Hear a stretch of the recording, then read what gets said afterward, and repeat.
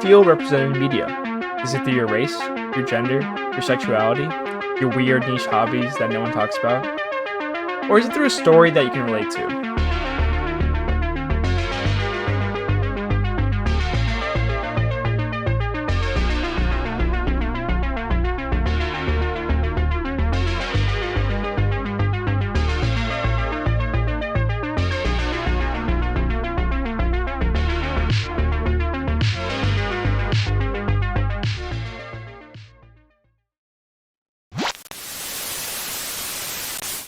Now, if I were to give these basic plot points, could you guess what movie I'm describing right now? A superhero movie where a civilization is so technologically advanced that it's hidden from the rest of the world. The heir to the throne is reluctant and faces challenges to their leadership. He faces an internal struggle to prove his worthiness as a ruler and deals with external threats to the kingdom's security. The villain of the film is so disillusioned that they are the rightful heir to the throne that they seek to usurp the throne for their own agendas. The film features an iconic action scene set in water. Now, what film could this possibly be? If you guessed Black Panther, you're wrong.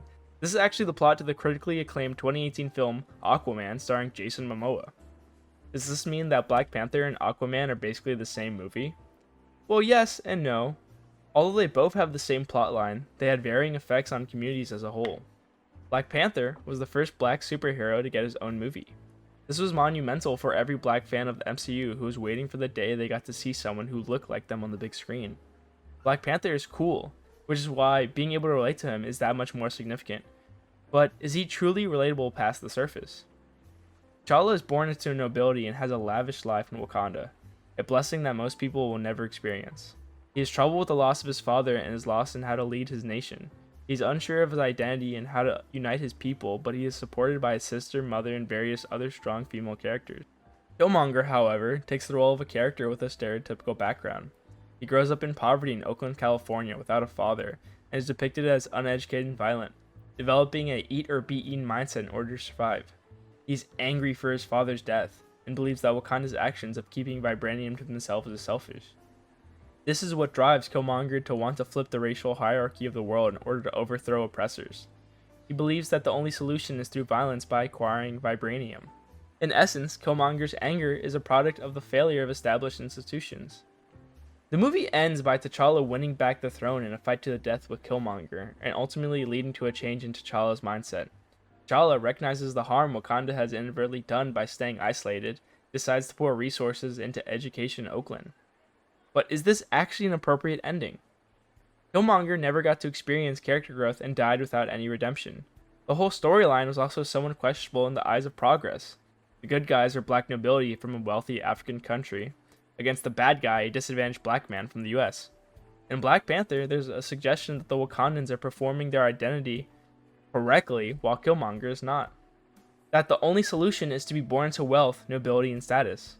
As a whole, the superhero genre is supposed to show its viewers an impossible world, where there are people and technology who can fix any problem. But this movie could not show the reformation of the African American community. This is why Black Panther functions as a commodity to expand Marvel's consumer base. It doesn't necessarily change the narrative surrounding black Americans, and it doesn't even necessarily give the full extent of black representation. It continues to push the superhero trope that nobility or generational wealth is equal to power and decision-making abilities. Black Panther does, however, succeed in its portrayal of diverse, strong women throughout the film.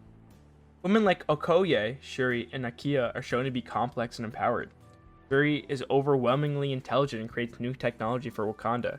Nakia is an international spy that challenges ideas of traditional femininity and masculinity. Okoye is a general with strong loyalty to the throne, which causes internal dilemma when Killmonger arrives. These examples exhibit far more agency than the men did in the films, since Killmonger and T'Challa felt that they were tied to a specific destiny. Although a romantic relationship is present throughout the film, it is not the main story, and a man is not the main aspect of these female characters. The film acts as a step in the right direction, but is criticized that it did not do more for the representation and progression of African Americans in media.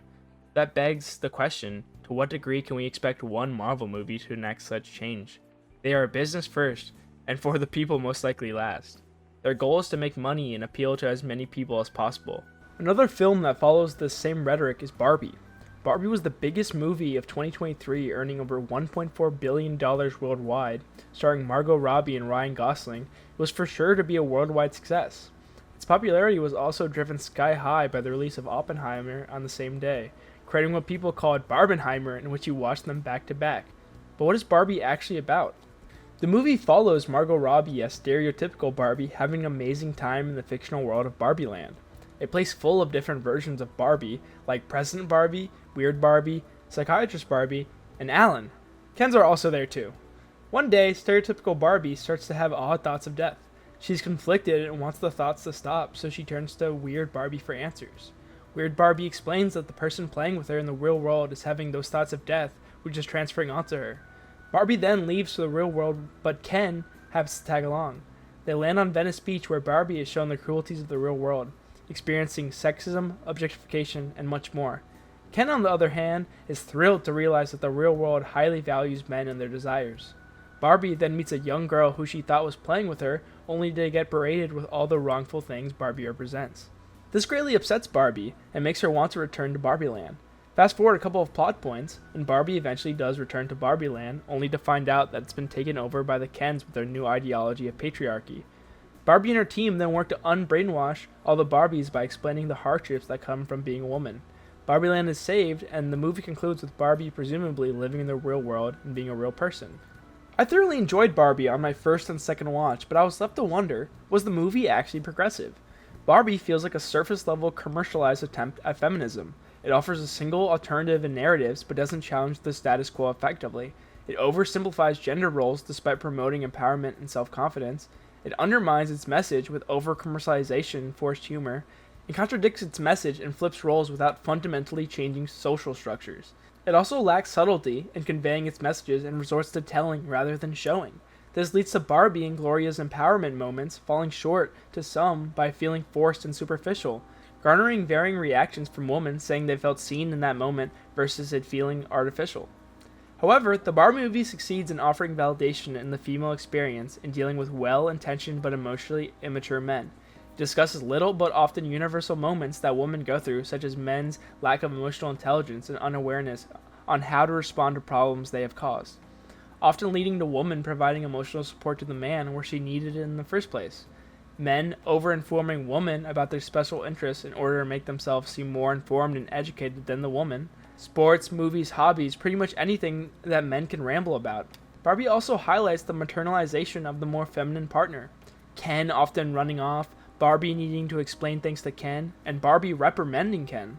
The Barbie movie, while failing to invent a wholly new narrative, holds significant value in sparking conversations and challenging societal norms. Across various critical groups, it is recognized that the film's impact extends beyond its plot, reaching into the realms of awareness and influence. While expectations of revolutionary change may be unrealistic, the film serves as a catalyst for broader societal engagement, encouraging audiences to question and reconsider old and unhelpful narratives. Its ability to foster dialogue and push people out of their comfort zones is acknowledged, despite criticisms of tokenization and surface-level representation.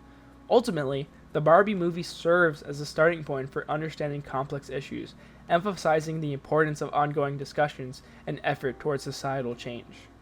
So, if Black Panther serves as good surface-level representation and Barbie allows people to be seen, then who could serve as a middle ground? Hey. Into the Spiderverse is one of my favorite movies of all time. Released in 2018, it quickly became a fan favorite, praised for its unique visuals and subtle storytelling. Spider-Man Into the Spiderverse follows the story of Miles Morales, a teenager from Brooklyn who gains spider-like abilities and becomes Spider-Man. However, when the villainous Kingpin opens a portal to other dimensions, Miles crosses paths with other spider people from alternate realities. Together, they must team up to stop Kingpin and his plans to merge the dimensions, while Miles learns to embrace his newfound powers and become the hero his city needs. The film explores themes of identity, family, and most importantly, the idea that anyone can wear the mask of Spider-Man. That last bit has always stuck with me and is the reason why Spider-Man is my and many other people's favorite superhero. He is always masked and has his identity concealed. He could be anyone, and this is further displayed by Into the Spider-Verse. Spider people from all different regions of the world with different backgrounds and with different stories. Something that also just resonates is that Spider-Man is realistically a normal person with normal problems outside of being Spider-Man. He worries about his family, friends, school, jobs, relationships, and so much more. He isn't shown being able to balance everything and have everything be perfect because that just isn't realistic. This is why there is bound to be some aspect of Spider-Man's persona that is relatable to anyone, because Spider-Man at his creation has always been for the people. You know one of the greatest things about Spider-Man's outfit, his costume? What? He is completely covered. So any kid could imagine he's Spider-Man because no color of the skin shows. He could be black under that, he could be red, he could be yellow, he could belong to any race. And that wasn't done purposely, it was done accidentally, but I think it was the best thing we did, making him so that he could be anybody under that costume. Additionally, this is why the first big Spider-Man film featuring someone that wasn't just an attractive looking white dude was still majorly successful. The mask goes beyond all of that, because Spider-Man at his core is relatable. It is just beyond cool to see Spider-Man in almost every iteration being down on his luck but still putting up a positive attitude and persevering. That even though the odds are stacked up against him, he never gives up. But how does Into the Spiderverse take traditional movie tropes and rewrite them? One of the main ways Into the Spiderverse does this is through the portrayal of his masculinity and emotions. Miles is seen showing genuine emotional depth between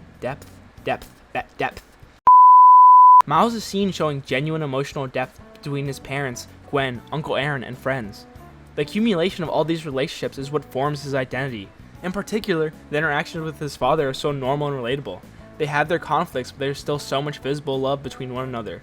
Unlike many other films where a child and parents' interactions feel so extreme and unrealistic. Into the Spiderverse doesn't follow an emotionally reserved and distant father stereotype either.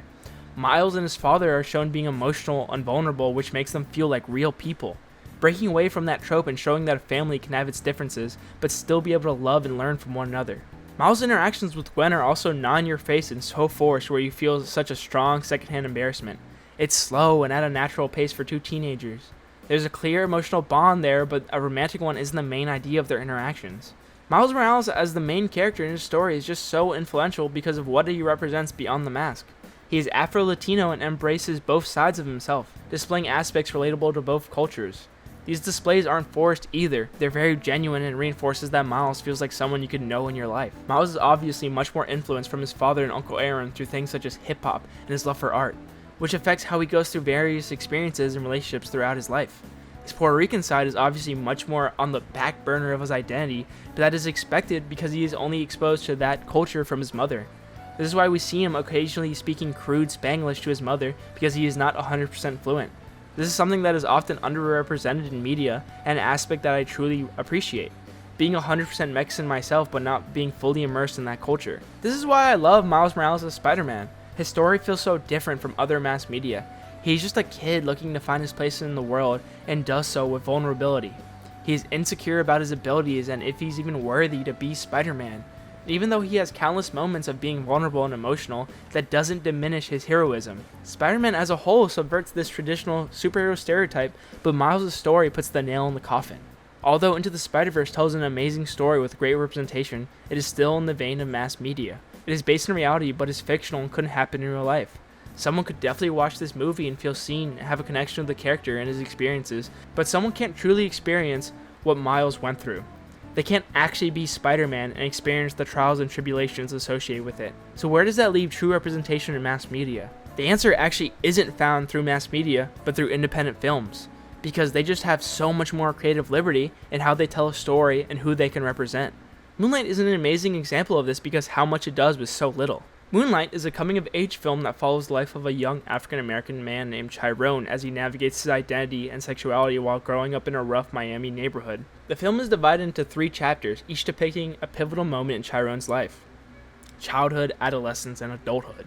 As Chiron grapples with the challenges of his environment, he forms complex relationships with his drug-addicted mother, a compassionate drug dealer, and a childhood friend who becomes his first love. Through intimate and poetic storytelling, Moonlight explores themes of masculinity, identity, love, and acceptance, offering a poignant portrayal of a young man's journey towards self-discovery and understanding. This movie is amazing, and on my first watch through, I had never seen anything like it. It feels so raw and real, and everything is done with so much intent. There's so much silence in the film portraying such intimacy and contemplation between the characters. This silence also gives the viewer a moment to reflect on Chiron's various situations. There were numerous moments throughout the film that I audibly just went, damn. This movie shows and doesn't tell. It doesn't tell you that Chiron doesn't have a father and an unreliable addicted mother, but shows you by his interactions with Juan and Teresa. It doesn't tell you that he's gay, it shows you through the tension between him and Kevin and how he retaliates against his bullies. It doesn't tell you how much sadness Chiron holds within, but shows you by how he carries himself. Although the film isn't real, it 100% feels like it could be. It feels like I'm looking through a window of someone's potential life. The film tackles so much. Life without a father, an abusive mother, being outcasted for his sexuality, the lifelong effects of trauma, how incarceration affects someone, and so much more. Filled with intricate relationships like with Juan and Kevin. Juan is Chiron's role model but also his mother's drug dealer. Kevin is Chiron's only friend and first love, but beats him up to maintain his social status. Unlike Spider-Man, Chiron's mask isn't visible. It's the act he puts on for everyone else in order to appear masculine and avoid trouble. He feels uncertain who he is and reluctant to take action in what he wants to do.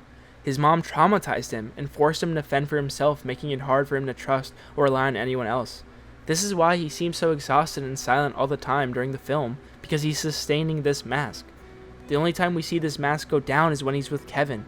He starts talking, he's more engaged, more at ease, more talkative. He doesn't have to worry when he's with him. This is especially evident when we see him in his adult stage, severely toughened by life and mirroring the life of Juan as a drug dealer, since he was the only role model he's ever known. We even see him doing things out of character to maintain his tough persona, like when he started messing with one of his middlemen. He's very buff, wears lots of expensive jewelry, has a very nice car, all things a very masculine man is allegedly supposed to have and uphold. This is why Chiron is almost frozen when Kevin calls him out. He asks him who he really is, which Chiron responds that he's himself, a boy formed from his trauma, his relationships, and who he thinks he's supposed to be. The film ends with Chiron finally receiving that meaningful connection that he's been searching for ever since he was a child. Kevin allows him to be the kid that he was never really allowed to be, and that's just how the movie ends. We don't know what happens next. There's no true moral of the story, just that we, as the viewer, got to experience a slice of what Chiron went through and how it influenced who he became. Moonlight challenges what a good ending of a film is supposed to be. For Kevin, he is happy with his life even though it isn't what he expected it to be. He has a son and he has a job that keeps the lights on, and for him, that's enough. For Chiron, he is happy that he was finally able to make an intimate and meaningful relationship without masculinity getting in the way. We don't know if Chiron got out of the drug game or if they even ended up together in a romantic manner. What we know is they were able to share a moment that they wouldn't have if Kevin didn't reach out. It is entirely possible that Chiron could be shot and killed the next week due to the nature of being on the streets. That doesn't make the ending any more worse, because in reality, there never is that fairy tale ending in real life. Sometimes you just have to find comfort and solace in knowing you finally did that one thing or talk to that one person just one more time. What Chiron's life represents is the idea that black men have to grow up early and figure things out by themselves.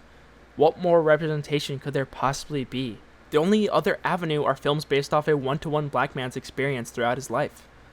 Fruitville Station does exactly that. A film based off Oscar Grant III portraying his last day on Earth before he's killed by police brutality. The film feels eerie the whole time you're watching it because they show you real footage of him being abused by police. You know what the ending is going to be, but you just can't believe it because of how genuine Oscar feels in his attempts to become a better son, partner, and father. We see Oscar trying to become a different person from his past, wanting to get out of the streets and hold down a job to support his young daughter and partner. There's nothing extravagant about the movie, there's no crazy plotline. As a viewer, you're watching his last day unfold and realizing the injustice he is going to experience. I shed so many tears at the end of the movie because what I just watched was real and continues to be real. Oscar was a father, a son, a partner, a friend, and died at the hands of police brutality, just like many African Americans face today. I remember doing so much research when the credits rolled because with tears in my eye, I felt so mad for Oscar and his family. The whole film is unfair. The way he was treated was unfair. The way that his murderer was let off scot-free because he mistook his gun for his taser is unfair. The fact that he gets to live without a care in the world while Oscar is dead and his family grieves is unfair. This is where true representation is found. It is realer than anything I will most likely ever watch. It is an absolute shame that true representation can only be found in independent production where the main goal is to not make money. Although mass media is slightly improving in its efforts toward communities, it will never cut as deep as something as Fruitville Station or Moonlight or any other good independent film.